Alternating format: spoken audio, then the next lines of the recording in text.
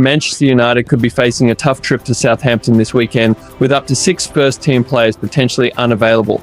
After a difficult start to the season, with back-to-back losses against Brighton and Liverpool, the team is under pressure to turn things around. Luckily, new signing Manuel Ugarte is set to make his debut after his transfer from Paris Saint-Germain, offering a fresh option in the midfield.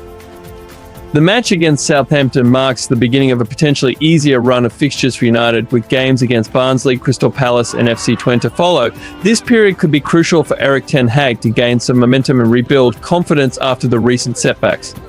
Here's the latest on United's injury list. Bruno Fernandes' ankle injury. Bruno Fernandes played a full 90 minutes for Portugal recently, even scoring in their win over Scotland. However, he was seen limping after taking a knock to his ankle.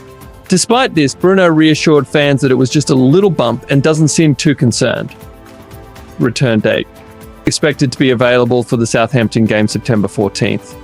Rasmus Hojlund hamstring injury. Hojlund hasn't appeared for Man United yet this season after picking up an injury against Arsenal in the pre-season tour of the USA. Before the international break, Ten Hag suggested the striker wasn't far away from returning.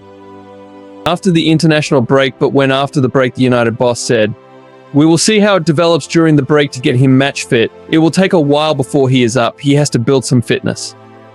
Possible return against Crystal Palace September 21st. Lenny Yoro foot injury. After becoming United's second signing of the summer, Yoro has endured a slow start to life in England after suffering an injury in the same game as Hojlund. He has since undergone successful surgery and is now walking without crutches. However, the defender isn't expected back until November. Possible return date November 2024. Tyrell Malaysia knee injury.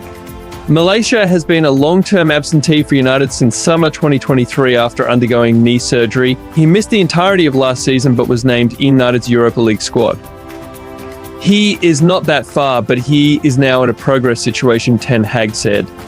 At a relatively short notice, he can again return into team training and then into team performance in games. I think it would be possible in 2 months. Possible return date unknown. Luke Shaw calf injury. After playing for England in Euro 2024, Shaw has been sidelined with a calf injury in recent weeks. The left-back missed the final months of last season and is yet to appear for United this season. There is hope, however, that he could be in contention to feature in the trip to Southampton. Possible return date Southampton September 2024. Mason Mount muscle injury. Mount played in the Community Shield defeat to Manchester City and the first 2 Premier League games but missed the defeat to Liverpool. He confirmed he would miss a few games in a post on social media. "It looks like I'll be out for a few games. Leading up to and during pre-season, I worked hard to get my fitness back to where it needs to be and I felt re-energized, sharp and ready," he said. "I wanted you to hear it directly from me how frustrated I am, as I expect you are too." Possible return date October 2024. Victor Lindelof unknown injury. The defender was pictured on crutches after the 1-0 win over Fulham in August and hasn't played a game since the pre-season defeat to Liverpool. Matthijs de Ligt's arrival has eased the burden on having him fit, but he is expected to be needed in the Europa League, likely to return sometime in September 2024.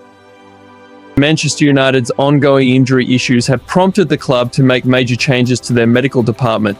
Last season, United recorded the highest number of separate injury cases in the Premier League, which concentrated in key positions and heavily impacted the team's performance.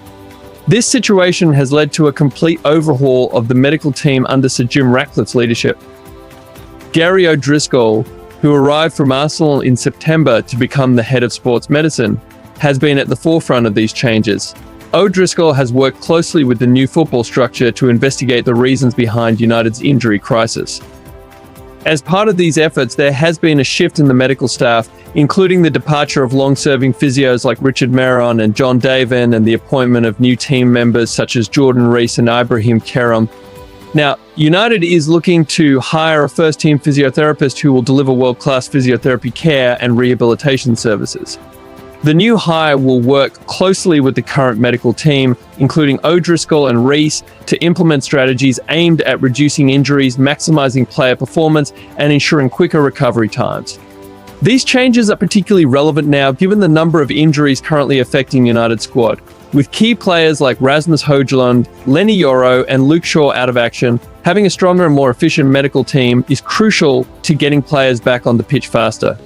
This new approach is also aimed at preventing injuries from happening in the first place, which could help the team maintain better consistency throughout the season. Ten Hag's strategy relies heavily on a fit and healthy squad to implement his style of play, and frequent injuries have been a major barrier. By bringing in fresh faces and new expertise in the medical department, United hopes to provide better care for their players, reduce injury downtime, and improve overall performance on match days. With the upcoming fixtures against teams like Southampton, Barnsley, Crystal Palace, and FC Twente, United is in a period where they have a chance to build momentum and recover from a difficult start to the season. The revamped medical team could play a vital role in helping players return from injury and prevent further setbacks. If this new strategy works, it could be a game changer for United's season, helping them cope better with the physical demands of the Premier League. Ultimately, these steps show that Manchester United is not just relying on luck to improve their injury record, they are proactively working to provide world-class care to their players. The hope is that these efforts will pay off, allowing Erik ten Hag to field his strongest team more consistently and keep the club competitive at the highest level. Now, it's time to rally behind the team. Let's show our support for Erik ten Hag and the squad as they push through this challenging period. Stay tuned, get involved, and cheer on the Reds as they fight to get back on track. Your passion can make all the difference. Bring that Old Trafford energy wherever you are.